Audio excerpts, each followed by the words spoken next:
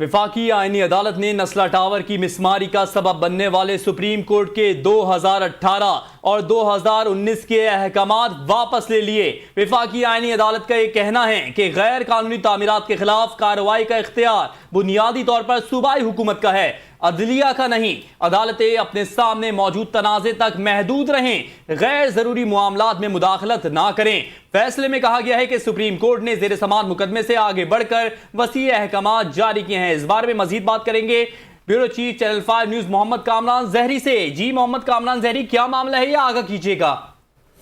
ہاں جی دیکھیے، میں بھی بالکل چینل 5 نیوز جی نے کل 9 جولائی شام 7 بجے کے خبرنامے میں ہی فیڈرل آئینی عدالت کے غیر قانونی تعمیرات اور لینڈ یوز سے متعلق ایک مفصل بیپر میں ہی اس خبر کو بریک کر دیا تھا، جو آج پاکستان بھر کے ابلاغ عامہ اور دیگر نیوز چینل پر سرخیوں کی صورت میں نشر ہو رہی ہے۔ معزز وفاقی عدالت نے غیر قانونی تعمیرات سے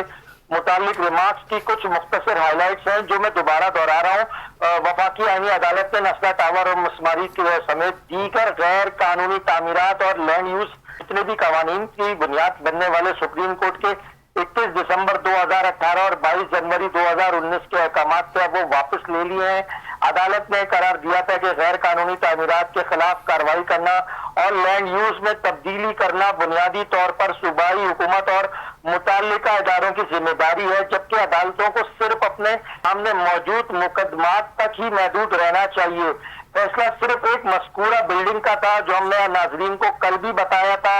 شام 7 بجے کے بلیٹن میں کہ آئینی فیڈرل عدالت نے یہ فیصلے میں واضح طور پہ یہ فیصلے میں لکھا ہے کہ فیصلہ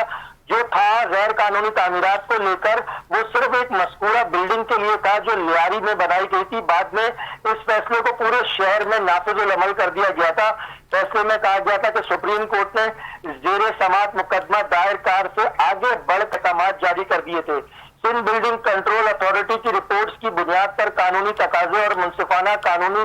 کارروائی ڈیو پروسیس مکمل کیے بغیر مسماری کے احکامات نہیں دیے جا سکتے تھے۔ عدالت نے واضح کیا کہ اس فیصلے کا مقصد غیر قانونی تعمیرات کو تحفظ دینا نہیں بلکہ قانون کے مطابق کارروائی کرنے کو یقینی بنانا تھا۔ وفاقی آئینی عدالت نے قرار دیا کہ کراچی میں غیر قانونی تعمیرات کے خلاف کارروائی کے لیے مؤثر قانونی نظام موجود ہے اور سندھ کی حکومت متعلقہ ادارے اس حوالے سے آئینی اور قانونی طور پر ذمہ دار ہیں۔ عدالت نے سپریم کورٹ کے مذکورہ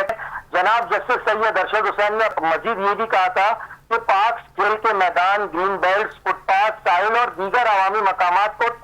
قبضوں اور غیر قانونی تبدیلیوں سے محفوظ رکھنا بھی ریاست کی بنیادی ذمہ داری ہے۔ غیر قانونی تعمیرات کو روکنا اور لینڈ یوز کو تبدیل کرنا صوبائی ادارے جن میں Sindh building control authority, Sindh master plan authority, Karachi development authority کا دائرہ اختیار ہے کہ وہ تمام امور کو قانون کے مطابق عمل کرتے ہوئے کام کرتے ہوئے عوام کو فیسیلیٹیٹ کریں۔ جی اچھا کامران زہری، یہ بھی بتائیے گا کہ عدالت نے احکامات جو واپس لے لیے ہیں یہ بے پناہ مطالبات کی وجہ سے لیے ہیں یا کوئی اور وجہ بھی سامنے آئی ہے؟